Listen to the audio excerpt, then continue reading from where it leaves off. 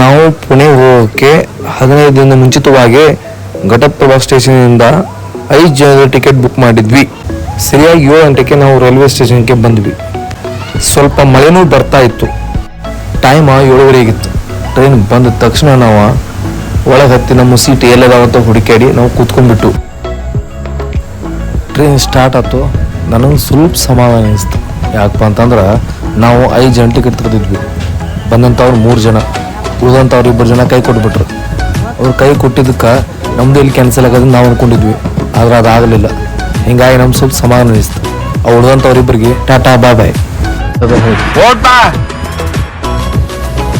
Pune railway station ಬಂದಾಗ 3 ಗಂಟೆ 5 ನಿಮಿಷ ಆಗಿತ್ತು. ರೈಲ್ವೆ ಸ್ಟೇಷನ್ದ ಹೊರಗೆ ಬಂದ ಆಟೋ ಹತ್ತಿ ಶಿವಾಜಿನಗರ ಬಸ್ ಸ್ಟಾಪ್ ಹೊರಟ್ವಿ.